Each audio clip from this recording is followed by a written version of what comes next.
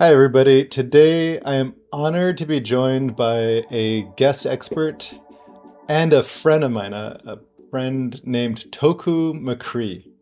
Toku is someone I met definitely over a decade ago. I would say 2011, 2012, something in that range.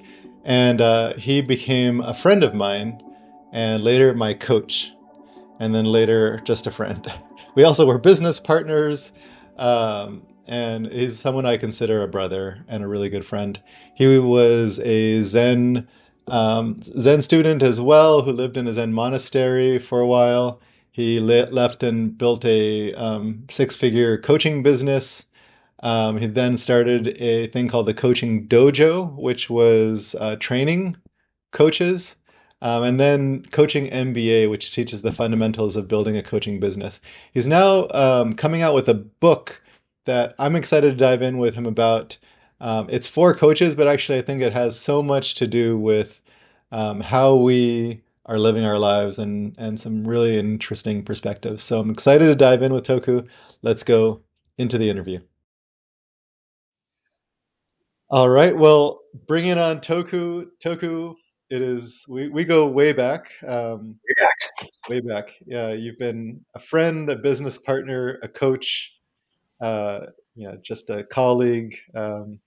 We have so many different ways to describe our relationship, but now we can say you've been also a podcast guest. So New aspect. My favorite aspect of our relationship was when we were in the motorcycle gang together. I really liked that, but I like all the new shapes of our things fellow together. Zen student would be another There we go, other Zen. fellow Zen student. Yeah, Um, Also amazing, looking dude.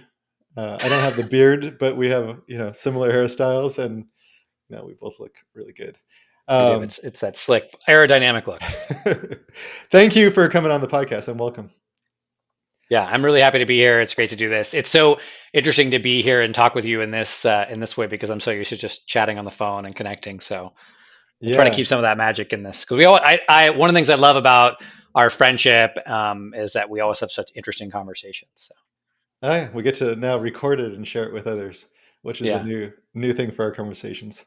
yeah. Um, so the reason why I invited you to this podcast is because we were talking about a book that you're creating, and I think it's actually going to be launching soon. I don't know when it's launching. Well, when is it launching?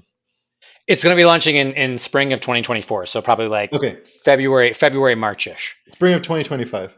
Yeah, Okay, 2025, right? Yes, spring yes, of 2025. I can't. okay. I have not invented a time machine yet. So So we were talking about that just on a regular phone call, and I was fascinated by the concept of the book.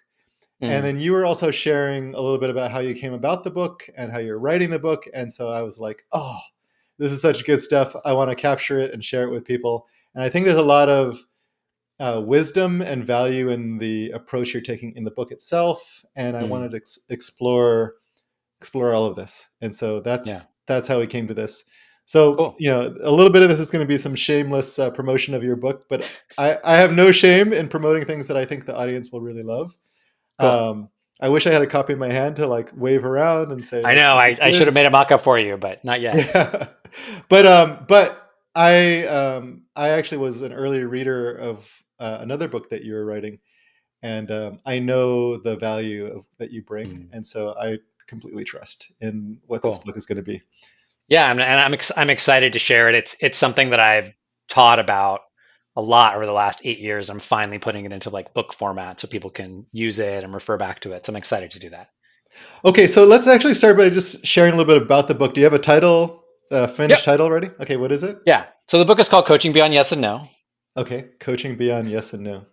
Yeah. And it basically is this so I'm a coach and I do executive coaching. I was Leo's coach at one point and I work Hmm. with a lot of founders and entrepreneurs. But then early on in my career as a coach, I realized that our industry, the coaching industry, has like a big problem, which is that there's a lot of complaints about the industry, and people are always like, "Oh, there's so many shysters and so many bad people." And I wanted to be this force for positive change. And so Mm. I took a lot of what I had learned and taught myself as a coach and started sharing it with other coaches. And so the book comes from that. Like I know there are probably a lot of not very good coaches out there, but I think that my experience of coaching is that coaching is this incredibly powerful tool that can really help change people's lives. And so I want to give those coaches that really care about the work they do, that have high integrity, that don't want to do this fly by night Instagram fancy thing, like really want to help Mm. change people's life. I want to give them the tools to be successful. And I didn't see a lot of people doing that out there in the space. So that's why the sort of the origin story of how I started work with coaches and where this book comes from.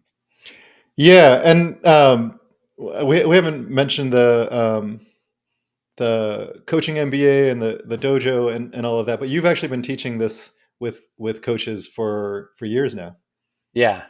Yeah. I've always been interested in like, how do I think this is a question that goes beyond coaches. How do I do the work that I love in a world that doesn't always value the things, or I don't perceive always values the things that I value? Right. So my first career was in the music business, and a lot of the times, it values expediency and fame. And how do I show up in that world in a way that really honors the art form of music, while at the same time the industry is very different than that? And so Mm, when I got into coaching, I started to ask like, there's a lot of pressure, a lot of voices in the coaching world about like you got to do marketing, you got to use these high pressure sales tactics, and in order to get people to like change. And to me, it felt really antithetical. It's like what I'm supposed to be doing as a coach is empower the person in front of me to make the change they want in my life. How can I use manipulative marketing practices and manipulative sales practice to get them? Like it feels totally wonky, right? Like I'm yeah. going to trick you and manipulate you, and then you're going to be really empowered to change your life. Like that's totally wrong, right? A So bad start to the relationship. yeah, exactly. Yeah. So I just got really curious, like how do I've studied a lot of like sales and marketing. How do I take the things that I know work in that realm and make them really transformational? And so the book is really Mm, about, I mean, the first part of the book basically deconstructs all these myths or ideas we have about how selling has to be. right. And then the second part of the book teaches this methodology that I call coaching beyond yes or no, which is really about how to have a life changing conversation with someone. Because Mm, ultimately, if you really believe in the power of coaching, or let's say you're a consultant, or you do Reiki, or maybe you're a guidance counselor, like you're having these life changing conversations. How do you have that conversation in a way that's really effective, but really honors the person that is in front of you? mm, And my experience of doing that is that like I've created a lot of success as a coach, I've signed a lot of clients, but I've done it in a way that when people get off, hopefully, I'm not perfect, right? When people get off the phone with me, they feel like our interaction was an interaction that really honored who they are, honored what they want in the world, and not like I'm using these like tricks and techniques to like get them to buy something only then to help them, right? Like there's no bait and switch, it's no like ends justifying the means. It's like I'm trying to live my value through the entire process. thanks for sharing that. And having been a person in those conversations with you, I can attest to that. And for people who aren't coaches, who are listening to this, who aren't trying to sell anything, I promise you, we're going to get to something that I think is really powerful for whatever you're tackling in life. But I wanted just to give a little bit of background to how how you've been teaching this in you know in the real world with coaches, and then now how you poured that wisdom into this book. I have a couple of questions about that before we move on to the more generalized wisdom. Yeah. Um, First Well, of all, can yeah, I say something quick about the yeah, generalized wisdom absolutely. piece? Yeah, I mean, I think that what's been interesting about how I wrote the book is the process that I went through to sort of deconstruct what is the sort of common belief about a particular thing or how you have to do something, and then found my own path to do it align with my values. I think that that process is really universal. So Yes. I'm excited to talk to you about that because I think that while I applied it to this particular thing, which is sort of selling for coaches, I use it all the time with my regular clients who aren't coaches. Like, how do we take I've got to show up like this to be an effective leader. I've got to show up like this to be a good husband, or I got to show up like this in order to like get my school district to change. It's like, no, actually, you don't have to show up like that. If you look at how you actually want to be and you show up in that way, you actually can be much more effective at getting what you want done in life. And you feel better, right? Like you feel better in the process, you feel aligned in the process. So while the Yes. book is about this specific topic, there's an underlying philosophy that I'm excited to talk to you about. Yep, that's exactly what I was alluding to. Yes, thank Okay, you. cool. Um, before we move on to that, I wanted to just ask a couple more questions or touch on a couple of things really quickly. Um, so, coaching beyond yes or no. I think you might have shared that this is it connected to the Rumi quote? No, Oh, it's not. Okay. In my head, you do mean you know the that Rumi feel, quote? the feel beyond good and bad? Yeah, yeah, it's not Yeah. connected. I love that quote though, so maybe it's subtly, but no, no. Okay, that's what it evokes in me. Coaching beyond Mm. yes or no. There's something beyond right and wrong. Well, So yeah, the title comes from this. I mean, it comes from the story of how I created it. So early on when I started out as a coach, I was really struggling to be successful. I'd read a lot of books. I mm, read most famously The Prosperous Coach, with a lot of coaches have read. And it's a great parts of that book are great. I love how simple it makes the sales process. There are some things that it misses, but I think the fundamentals of that book are really solid, and I got a ton up from it. And so I was on this call. It was like this woman I met at Camp GLP, which our friend Jonathan used Jonathan to run. Fields. Jonathan Hmm. Fields used to run this thing called Camp GLP. I met this woman there. She was like the perfect client for me. She was creative. She wanted to start a business. She like had a good job so she could afford coaching. So I did my best, and then our coaching sessions were amazing. She was having all these amazing insights. It felt really good, and we got into the sales process, and I was like, okay, I'm proposing, and I really understood what she wanted, and I reflected that back to her. And so then I described how we'd work together, and I said my price, which was not a lot of money at that time compared to what I charge now. And she got really scared and really nervous. Mm, And so in my head, because I'd read these sales books, I'm like, oh, I need to start handling her objections. But right. it felt off, right? Like maybe there was a way that we had been having the conversation, but it just felt off. It felt weird.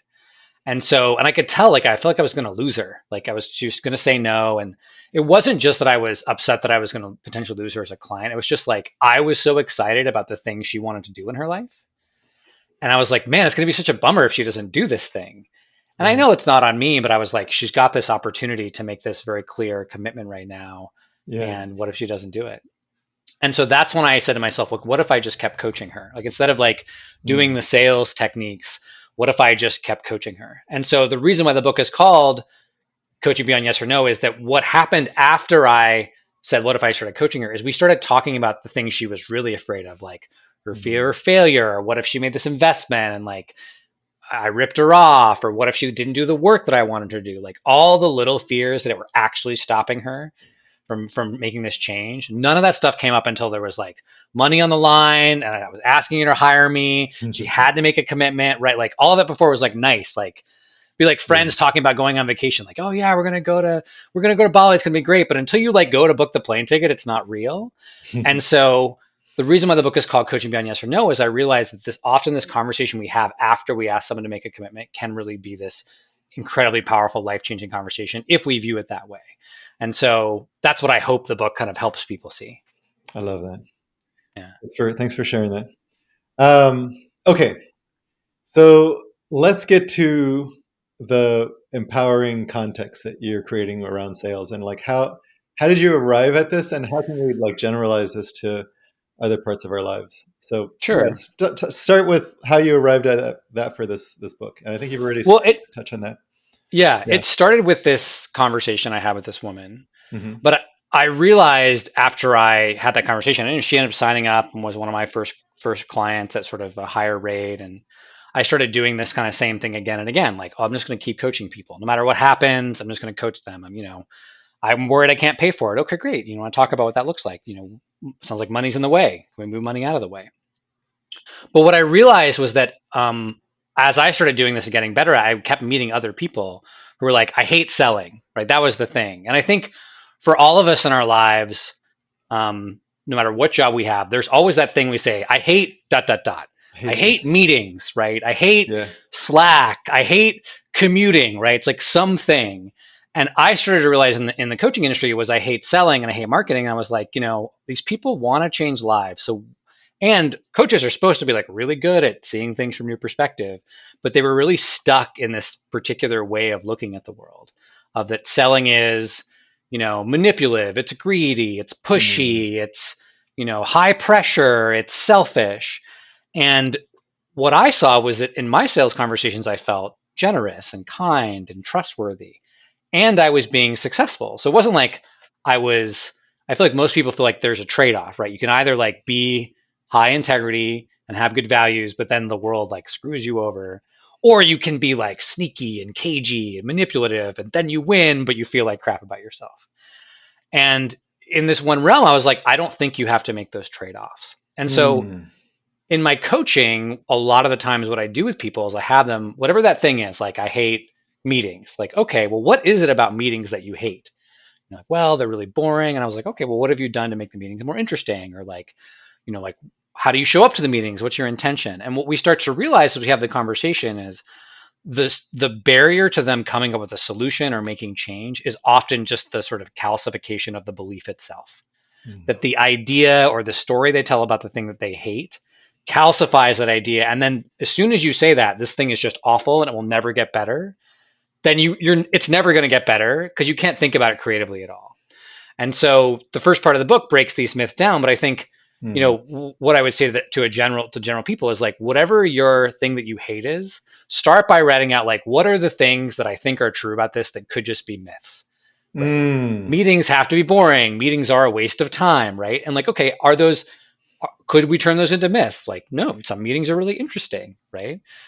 Some meetings are really, really helpful. So it's not a myth that they have to be boring and they're a waste of time. They're just a result of a choice that people make. Mm. Okay, so with selling, it's like selling sucks, selling's boring, selling's dirty, manipulative, whatever it is. And what you're helping them to do is to examine those myths that Mm-hmm. they might have about selling, and then what would be next after they like identify the myths? So then for me, it's to really identify like what's helpful is for me to identify where those myths come from. So, for Mm. example, in the book, the first part of the thing I talk about is like, why do we think that selling is greedy, for example? And we start to look at like what are those situations in which people sold to us where it felt greedy, right? Where like Mm. one of the examples I use in the book is like I like to go shopping in markets in Mexico and South America. They have a kind of different, I'm used to the American culture where it's like, the price is the price and there's no Yeah, haggling, but yeah, in other cultures there's like a haggling, right? And there's a thing, and so there's no prices on things, right? Like they're telling you the price, and so yeah. you don't know if I'm getting the regular price or the tourist price, like you're just not sure. And so there's this feeling of like I might get ripped off, they might take advantage of me, and so that creates in me a sort of defensiveness, like I've got to be careful, Mm. right? So it creates this sort of adversarial feeling. So part of it is when I started to understand like, oh, this is what's going on, like why this feeling of greediness has happened is because they don't know if I'm making something up.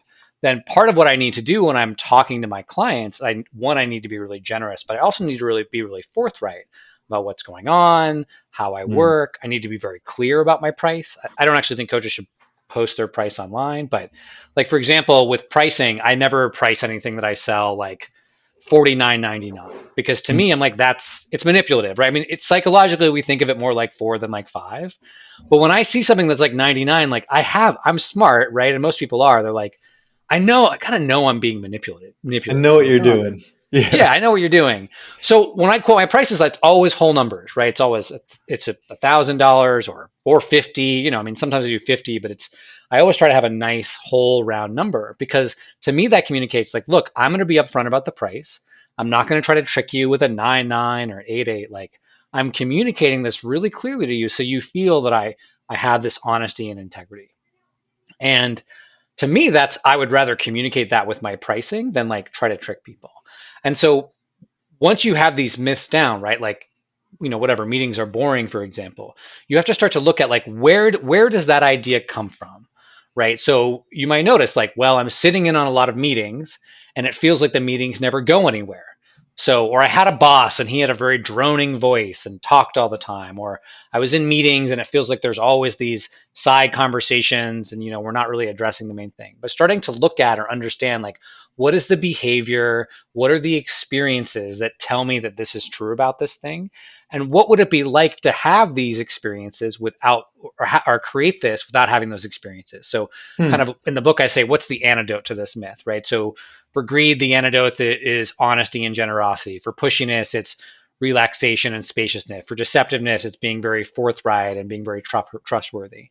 So Mm. there's natural antidotes to these behaviors, but in order to find those antidotes for the thing that you hate, what you have to do is identify the myth and then figure out where does the myth come from, right? Like we talk about in history, like, oh, this myth came from this thing that happened, and they were trying to explain an earthquake, so they invented, somebody throws lightning down from heaven. That's why there's earthquakes, so the gods are throwing lightning at us, right? So starting to look for the origins of the myths and understand them, because then that often becomes the ingredients to figure out what we have to shift about those particular things.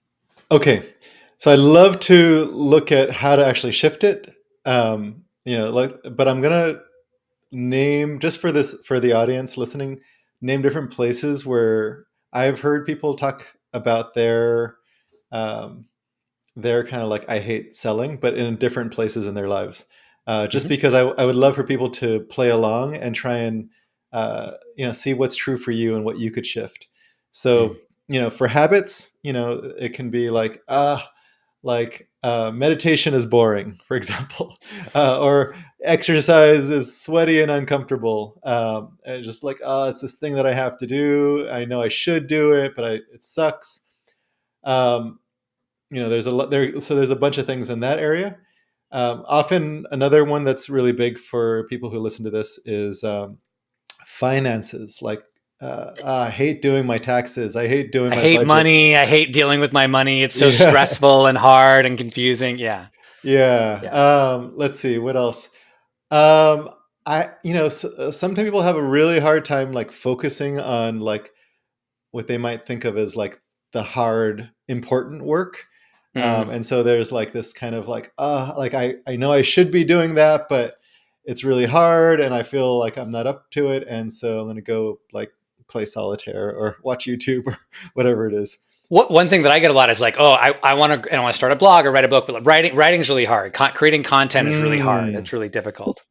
You know, yeah. I had a woman on the coaching MBA call today talking about how like she had this like idea that like if I'm not on Instagram all the time marketing my business, I'm not going to be successful.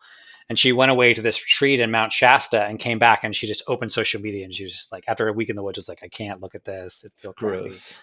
Yeah. So she just started posting less, but when she posted, she would just post things that like she would like see a pretty flower and post that, or she would share things that just felt really authentic to her. And her business grew because the way she was showing up on social media was totally different. It wasn't like I'm doing the social media game and gaming the algorithm. It's like, oh, I'm posting things that are just joyful and who I am, and people really responded to that. So I think a lot of Yeah. times there's this common knowledge of how what we have to do to be successful. I think this is really true of habits. Like people have this weird idea of what you have to do to create a habit. That's like Yeah. it tends to be very rigorous and intense and hard. And I'm like, well, sometimes that's true. You got to be disciplined, but a lot of times the people that I know that are really successful at changing their habits in their lives, they have a much more gentle, fluid approach to the whole process. Mm. And I think that that's a lot of like what this book talks about in relationship to sales. But the truth is like a lot of it is just going like, oh, this is very try hard, this feels very hard, how do I not make Mm. this so hard, right? And not by, I think we often think when habits or any kind of change, we think in this dichotomy is either like really hard and I'm like nailing it and I've got the 45-minute morning routine with like perfect green smoothie, or like I'm just laying on the couch covered in ice Lazy. cream, you know, Yeah. Yeah. watching, Real Housewives of whatever, just like, it's like, oh, well, actually like the real sweet zone is kind of in the middle, right? Where Yeah. like it Let's does not require some disparage effort. reality TV. The No, I love reality TV. I didn't disparage shows. I didn't say anything about Too Hot to Handle because that's my guilty pleasure. Oh, is that it? Okay. Okay. Mine I is love Too Love Hot to. Island. Oh, Love Um, Island is good. Yeah, yeah. so okay. Um, what's one? You mentioned social media. I'll just, as an aside here, mention that I had a very disempowered relationship to social media for a long time. Mm, It was like mm, this evil thing that Facebook that had like was unleashed upon the world, and I was mm, never gonna like go on there. And mm, I realized, first of all, that was holding me back from what I was trying to create in the world. But second of all, like, why did it have to be that way? I decided it was going to be that way. So mm, just to, back up your point about social media, I decided, oh, it could be a place where I get to go and create and be creative or play. or serve people in a powerful way. So yes, Yeah, yeah, yeah, it's interesting. I'm about to go back to Mexico City, and I'm going to be living in Mexico City for 3 months. And one of the things I amazing. was reading online is that like in Mexico, like people use Facebook for everything. And and we often look at like places, parts of Africa or the Middle East, where like cell phone technology, we're all like, oh, cell phones are so bad. Like, have enabled people who don't have a lot of money to do banking. It's allowed people to connect. Like, none of these things are inherently good or inherently evil. It's a Yeah, lot of like the context and then how we choose to use them. And what I notice happens about these, I notice in the coaching industry, the I hate it things is that coaches will start to say, I hate dot, dot, dot. And then there's this feedback loop. So if people at your company are like, I hate meetings, probably everyone complains about meetings and no one does anything to change the meeting culture at all, right? They yeah. just complain and complain and complain. So And if you're so in the meeting, you're going to be like kind of like forcing yourself through it. You're not going to be enjoying it because you already know that they suck. exactly. Well, and then like, what is it like to be in a meeting where everybody hates meetings and no one wants to be at the meeting? That's going to be horrible, you know. Yeah. And maybe true that your company has too many meetings. It may be you can't change the culture, but you know, for me at least, like, and I said this about I was one point I was going to write a book called No More Shitty Coaches. I don't know if I can cuss on this podcast. No more crappy coaches. You can Wave. cuss. I can cuss. Okay. No more shitty coaches. And then I realized, like, wow, what a really crappy way to talk about the industry that I've dedicated my whole entire life to. Mm, You know, yeah. is to say that all coaches are shitty. And so I made a vow on that day to be like, every time I write to coaches, I'm going to thank them for being coaches. And Mm, I'm going to tell people proudly that I'm a coach. I was doing voice memos with somebody the other day, and they were like, I don't want to call myself a life coach. It gives me the ick. And I'm like, I don't love the term life coach either, but like, what if we just said the word life coach with like pride? I'm a life coach. I like help people change their lives. mm, It's just a thing in the world, and we can start living it differently. And I don't feel any shame or embarrassment over telling people I'm a coach because I love what I do. And sure, some people are like, will think I'm cheesy and what I do is not important. But I know what I do is really important. And so I can stand by that. So I think that, if you're in a culture where there's this, I hate whatever, one of the ways that begins to change is for you to embrace the thing that you hate and find a way to like live into it. Or if it's a thing that like really does, if it's like racism, for example, you're allowed to hate racism. That's, then like leave that situation or change. And there's certain things maybe you can't, but for these things that don't have an inherent moral value, like meetings aren't inherently immoral. They're just meetings. I think mm. there is a real opportunity to transform them. What I want to reflect about the approach that you're sharing here is a couple of things. One is the freedom in it. We're not Mm, stuck in the calcified beliefs that you mentioned. mm, So I really like in these examples you're sharing. I really get there's like, oh, I get to choose a different way of being in this kind of thing that I in the past I've chosen to hate or to make like really mm, suck. mm, And then the second thing I want to reflect is the creativity. It feels like there's you get to write whatever story you want to write, and I just mm. really love that approach. Yeah. Yeah. I think it's really powerful. And I think that, I think for me, the reason why even though the book is about sales, the opportunity it presents is like, I feel like of all the things in the world that we have this sort of almost universal agreement is a bad thing. Almost everyone, except for salespeople, probably think sales is like sales are awful and they hate salespeople. And it's funny in the first part of the book, I tell this story about this. I think I keep wanting to call him Zach, but I think his name is something different. I want to make sure I get his name right because I had to ask my ex girlfriend what his name was because I was like, what is this guy's name? I call him the world's best sushi. His name is Ryan. First, his name Right. was Zach, and I changed it to Ryan. Okay. So Ryan works at this sushi restaurant in Salt Lake City called Takashi, which is the best sushi restaurant in Salt Lake City, and it's actually a really good sushi restaurant. And I always get him when I'm a server. Oh, And nice. every time I go in, like I don't know what I'm going to order because I'm just like, well, Ryan, what do you like? What are you into? And he like just excitedly like tells us about like the sushi and we got to try this and this what it is and why he really likes it and the order he wants to have it in. Uh, He just gets us like so excited about sushi.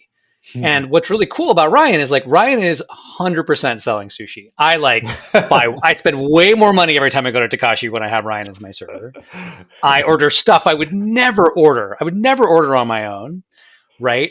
But the thing is, like, even though I spend more money, and even though I buy stuff that he's he's gotten me to buy stuff I wouldn't normally buy, I'm always super happy about it. Like I don't have this Mm. experience of like he's pressuring me or making Taking me buy advantage of things. you, Yeah, he's not manipulating slimy, you. he's not pushy, he's not greedy. He's really, really generous. But if you look at a lot of the stuff he's doing the stuff that really good salespeople do, but he's doing it from this different place, from this different Mm. perspective, Because right? He he talks loves the sushi.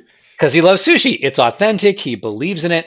And what's more important is he doesn't treat me like he's not treating me like a paycheck. He's treating me like somebody else who also loves sushi, which I do, right? That's amazing. And so we start to engage in this collaborative conversation about how I can have a really amazing experience at this sushi restaurant. And Mm. as a result, I do. And again, he benefits. I definitely not only do like does he get a higher tip because I spend more, I tip him higher because he's so good at his job, and then the restaurant's making more money. So like it's benefiting them, but my experience is not I'm being sold to, right? No one wants the experience of being sold to because the way we define being sold to is I'm being tricked, I'm being pushed, being manipulated, I'm being handled, all these things.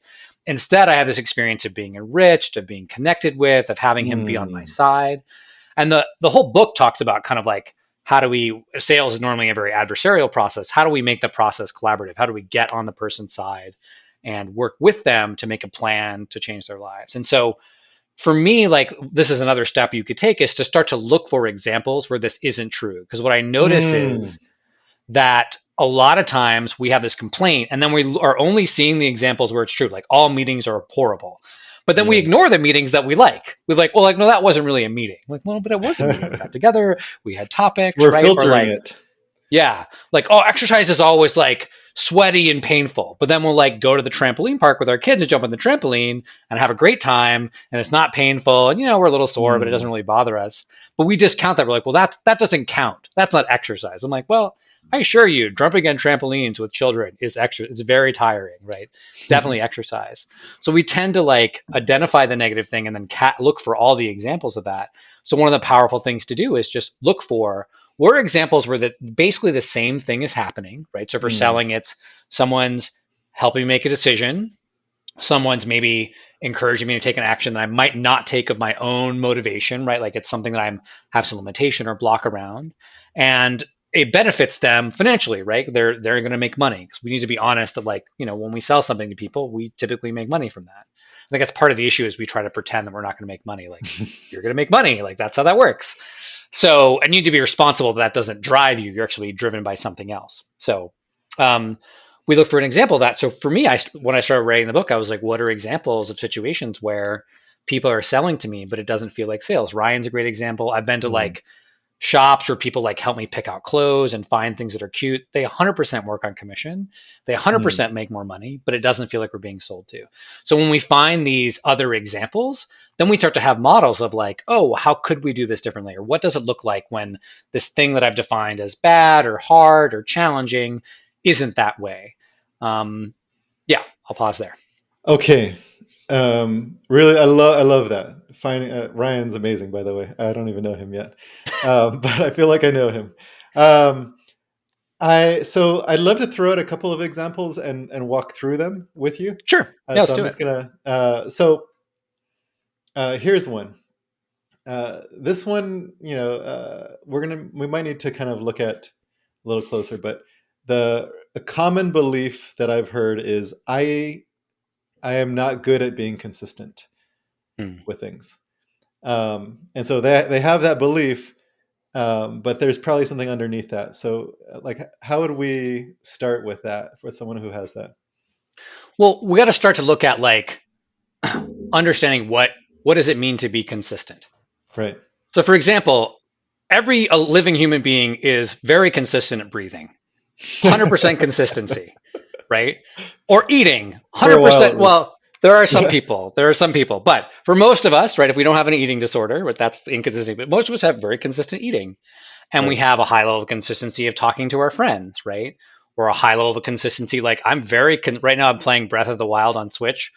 Oh yeah. I'm a very consistent. I have no problem morning and night, right? I do a little bit in the morning, do a little bit at night. I'm very consistent. So it's actually not true that people aren't consistent, but there's Right. particular things they feel inconsistent with, So right? something that where they might feel like it's like more of a ick kind of More thing. of an ick. Well, Yeah. part of it is to look at like, okay, So what is the difference between the thing you're consistent with and the thing you're inconsistent with?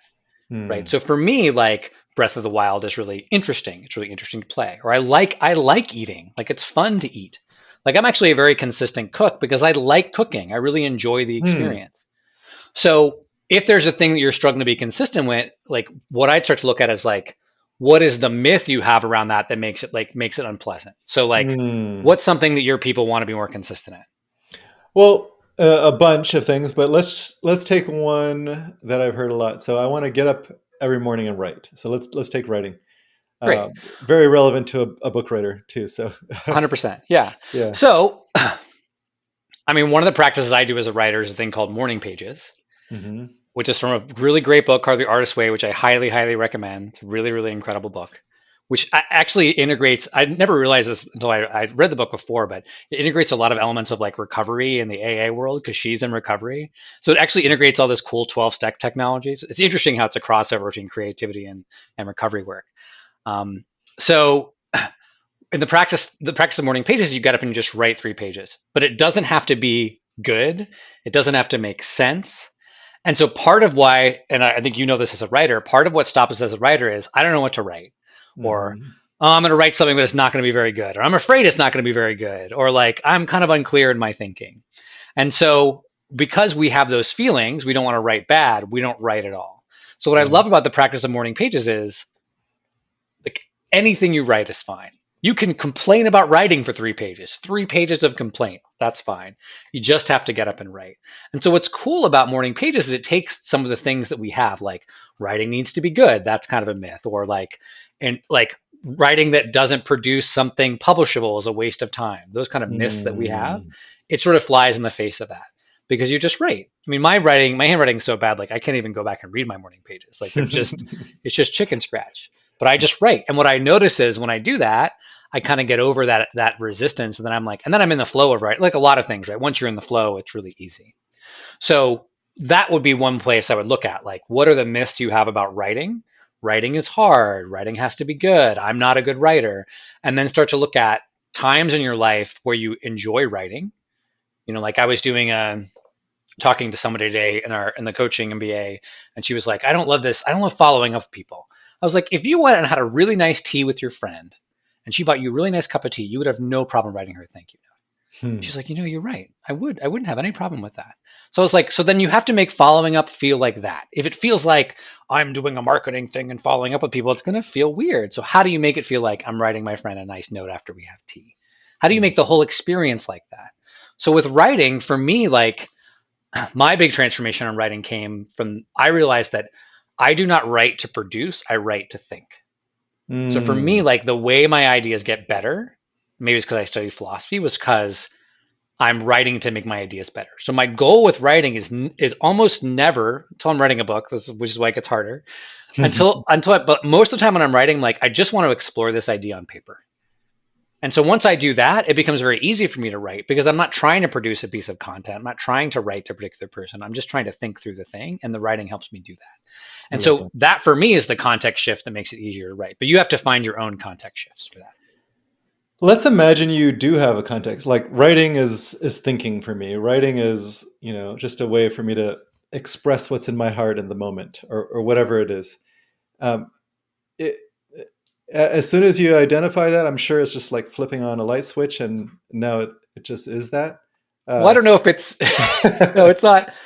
No, part of it is then to notice when you slide into the old myth. mhm. And like it's like with any change, right? It's like notice when you slide into the old myth and then choose the new direction. So part of it is to be aware of that, and then a lot of it is the way you show up to do that thing. So you can give yourself a little practice or exercise. So every morning I'm going to write a stupid story. I'm going to tell a stupid story about my day. And the idea is like you don't feel any pressure to write a stupid story. No one's going to read your stupid story. So then you just write it and then you're like, okay, I got that done. So part of it is to identify or create some sort of practice that helps you kind of step into that mindset. So it's not just you think about it and change it, but for me, a lot of times what I'll do is I'll be like, okay, like what idea am I trying to better understand right now? And I'll Mm, kind of write that or think about that, and then I'll start writing about that particular mm, thing. Or I was writing a blog for a long time. I got very stagnant. I was really struggling to keep writing the blog. And our friend Phil Powis, the marketing wizard, he was like, he recommended that I start my blogs with a personal story, just tell a personal story. And I found like that was a much easier way to start my blog. Hmm. Because then I was like, well, what's something that's happening to me that I want to talk about? And that was just really easy. And then often as I was writing the story, I'd be like, oh, here's the lesson in that story, which was great for me because I'm getting a lesson for my own story. But then other people That's found it great. really interesting. But it just changed the context. So for my context for writing a blog, I was like, I've got to write a thought piece about something, and then I go read Leo's blog, and he's such a good writer. Like, oh, Oh I can't yeah. write as good as Leo. Then I read Seth. Seth is he writes these Oh short, my pithy things. Oh, God. I can't write like Seth. And Can't compare yourself to sometimes I'll look at Seth. Malcolm Gladwell, and I'm like, oh my God, I'm never going to write like these brilliant people. What's And the then I'm like, myth? oh, What's the myth there? That hmm. you I have to be as good as them or My writing not as has to good? be as good as all the writers I admire. Oh, what a bar. Yeah. Or people only want to hear from Malcolm, Leo, and Seth. Hmm. I was realizing this when I was working on the book. I had this thing of like, oh, I always had this idea like you're very good. You're very pithy in your writing. You're very Oh, cool. economical. And I started writing my book, and I was like, I'm trying. I kept getting longer, and I want this to be short. It kept getting longer and longer. And I go, maybe that's just not the kind of writer I am. You Oh, know, I yeah. do think there's a value to editing, but I was like, I realized this when I was in my teaching. The things that my students light up about is when I tell these metaphors. Metaphors Hmm. are actually they're efficient in a way, but they tend to they kind of paint a picture. But a lot of I think the value of the work I do is in translating certain concepts into easier. So I'm translating a lot of this book is I'm translating these concepts from sales, which tend to feel very adversarial, manipulative, to a context of transformation where you can really help change people's lives. And so I use a lot Hmm. of interesting metaphors when I do that. Well, the metaphors are not brief. I actually like to kind of paint the one metaphor I use is like when you're selling with someone, it's like you're the mountain guide and you're sitting next to them and they're like, I want to climb the mountain. You're like, cool. Why do you want to climb that mountain? They're like, well, I'm going to see a Yeti and we're going to like pet a mountain goat and like we're going to have a snowball fight. And you're like, oh, awesome. What's going to be hard about it climbing that mountain? They're like, oh, it's going to be cold and like I might get scared because I'm afraid of heights and like we have to sleep outside and it's dark and an animal might get us. Like, oh, okay, cool. Like, how are we going to work with those? And then like you're like, hey, do you want to climb the mountain and I can help you? Like, that's how a Hmm. sales conversation can be. But Hmm. like that's not I don't think that's super efficient, right? It's not like economical when Sure. I go into all those details, but I think that's what people like about my writing. And so Hmm. part of the process has been like, oh, I'm I'm not not Seth, I'm Leo. not Leo, I'm not Yeah. Malcolm, I'm Toku. I got to write like Toku, you Yeah. know? And I so I love got to that. trust that what's coming out of me is what needs to be there. And notice, right? Like there's also a myth in there of like my writing needs to be different in order to be good Hmm. versus like and this I think you actually will say this is true like to me the best writing like when you read it it's that person and it's unlike anybody else's writing it's the Hmm. voice right it's like there's a way that Mary Oliver writes a poem right Hmm. nobody else writes a poem like you can write in the style of Mary Oliver but you can tell it's Mary Oliver and so for me there's that myth that it needs to be like somebody else needs to be different I and love that. more and more through the writing process I've discovered like what do I want to say or how do I want to write this? And of course, there's good writing techniques to apply, and I hone and work with an editor, all those things. But a lot of it has been this self discovery of what am I supposed to be saying? What does this art want to say? And so that Hmm. for me has been a way of deconstructing that myth. I love that so much. Uh, Interesting side note. My pithy writing style is was drilled into me, so it isn't actually something that I like realize I'm doing. But I wrote for 8 years or so at a newspaper, a local newspaper, and I'm writing multiple articles a day where you have a limited word count. And so if you have to write a lot every day with a limited word count and a limited amount of time, you learn to write very pithy, very short, very brief and concise. And um, and so I can churn that out really easily now, but it's not a choice. It's what's been drilled into me. So It's a result anyway, of your training. It's a result of your exactly, training, right? exactly, Yeah, yeah. yeah, 100%. I was talking to my friend Matt, who wrote a good coaching book called "This Is Coaching," and he was like, oh yeah, your writing's poetic. And I was like, Oh oh, wow. My writing is poetic, but Amazing. it's just different. And interestingly enough, like my writing background is I wrote philosophy papers. Philosophy Oh, papers are wow. they are not simple and they are not pithy. They are big, complex argument. And you can see it a lot. I actually have to edit out a lot of. I have like a lot of my things are always and but because philosophy papers are these big, long philosophical treatises where everything leads into everything else. So my writing had kind of leads into everything else. And then the other thing I did growing up is I did a lot of creative writing and wrote a lot of poetry. Wrote a lot of angsty poetry in Mm. my teens. So of Uh, course, like that's what I got trained in, right? That was my style of writing. And so as I write, that's the stuff that naturally comes out. um, okay, so let's go back to the writing example. So let's imagine I've identified the myths, and maybe I've identified like a new kind of like way that I want to show up for the writing. Well, there's one other step, which is this process of identifying what the antidote is, or what's the example of. So the other place to look is like where are places and times where writing feels easy to you, right? Mm. So maybe it's like writing emails, right? Or maybe it's like you're really good at writing thank you cards. And so then it starts to like, well, what is actually going on that makes it easier in those situations? Because then you start to find what the antidotes are. So a lot of times, I know people that are like really bad at like I don't bad at creating content, writing blogs. I'm like, well, are you bad at texting your friends? And they're like, no, it's really easy. I text my friends all the time. Okay, so what's going on when you're texting your friends? Like, well, it feels personal, it feels relatable, it feels like I'm just like asking them questions and being curious. I'm like, great. So how do you bring personalness into your Mm. writing? How do you bring relatability? Right. So what if Mm. you did your writing like you were writing your friend a text message, a series of text messages, right?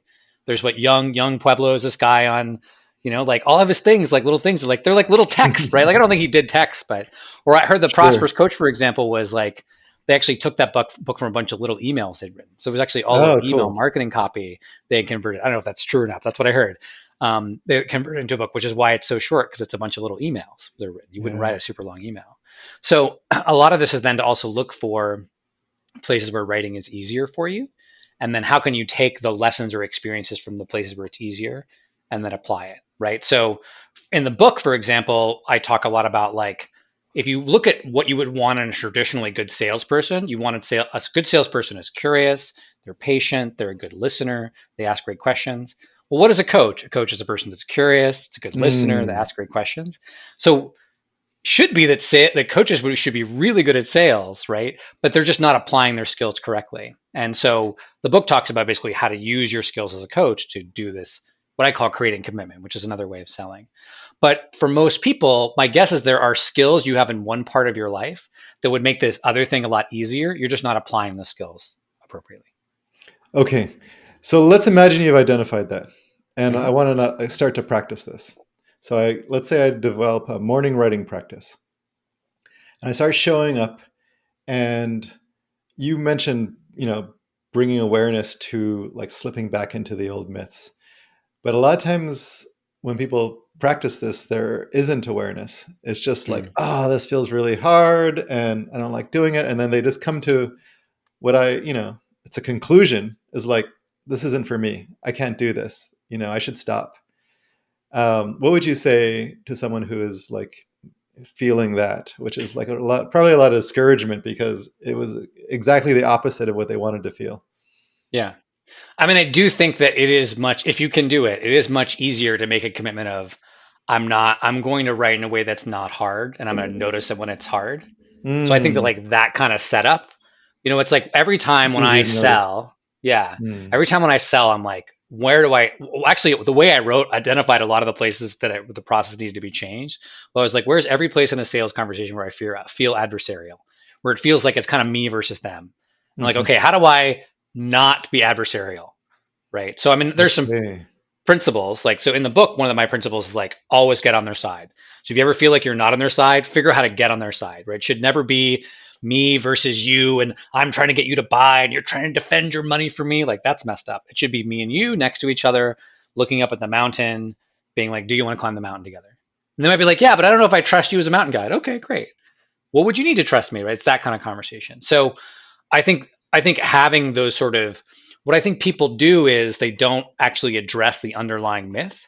They just try to push through. They're like, writing is hard, but I gotta do it anyway. Mm, Rather than being like, well, why do I think writing is hard? And how do I make writing more enjoyable? And then it's the first warning sign is as soon as writing starts to feel hard again, that's the warning sign for curiosity. Okay, how did it just get hard again, right? So if you can set up some accountability or some, or ask yourself, you can like, was it hard? What made it hard? That level of curiosity is great. But if you do get to the point where where you do want to quit, I think that, the first question I would ask is like, how can I get support? Like before I Mm. quit, how can I get support? Because often when we get to that place where we want to quit, we're sort of so wrapped up inside our own story, our own perspective. It's very hard. Hard And to so see. that would be a place where first thing I do, whenever I want to quit something, I always reach out and get support, talk about it. And so that would be one place. And then it would be like, okay, how do I not quit, but also change this? I think is a really great Mm. question. And so, there's all these things that people know, like you make a deal, like you can write for 5 minutes. But I was like, what if how can I completely change this but not quit? So let's say it's like a morning writing practice and I'm supposed to like do my morning pages and I'm like, I hate morning pages.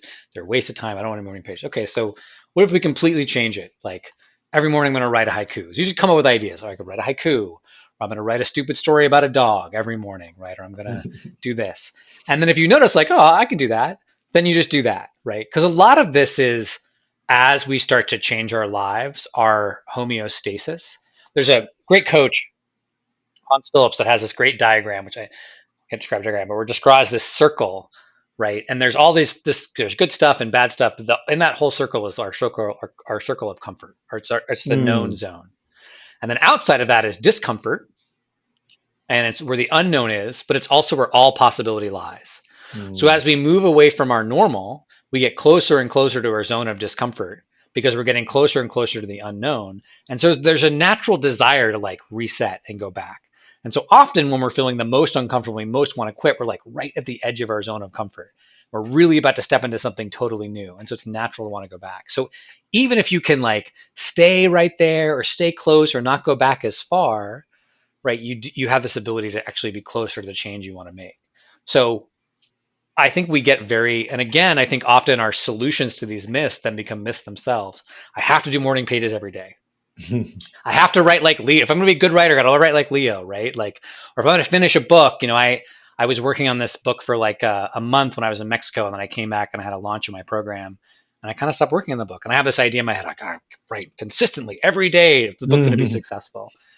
If I have that attitude, well, then I've already failed because I haven't been writing consistently for the last 2 weeks while I've been doing this launch. Or I can go, oh, well, is that actually true? Like, do I know people that come back and forth and, oh, actually, the thing that I have to do is just not quit writing the book for really long periods of time. 2 weeks is fine. A year, not so great, right? But, okay, so is that true? Okay, well, what if I just started writing the book again? So, how do I change it so I don't have to quit? Mm. Okay. Well, we are actually out of time, even though I could talk with you about this all day long. But Toku, I just want to say thank you for this is a valuable set of lessons, a valuable Mm, perspective shift that I think can be applied, anywhere. If you are someone who's trying to sell something, I think this is really valuable as well. But no matter what you're resisting, no matter what you're feeling some ick about, this is really valuable. So I want to just say thank you for bringing this to us, and also good luck with this book. thanks. Definitely let me know when it's out. Spring of 2024. No, Spring of 2025. 2020. It's And already out, Leo. You don't have the book. I went back in time and just published the book. holding it in my hand now. I would love to share it with people, but I'm excited for you. Yeah, I'm excited as well, and I'm excited for coaches to have this technology. I mean, really, anyone who sells anything and wants to do it in a way that doesn't feel adversarial and crappy, it's great. Love And that. yeah, I mean, for me, like, I'm just happy that the book's going to be out there. Like, I want it to be successful, but ultimately, like, I realize this phase of my life is about making cool shit, and I just want to make cool shit and get it out there. Amazing. Well, thank you, Toku. Thanks for being a guest and Yeah, taking the thanks for time. having me on, man. It's always great to talk to you. Okay, we'll see everybody later.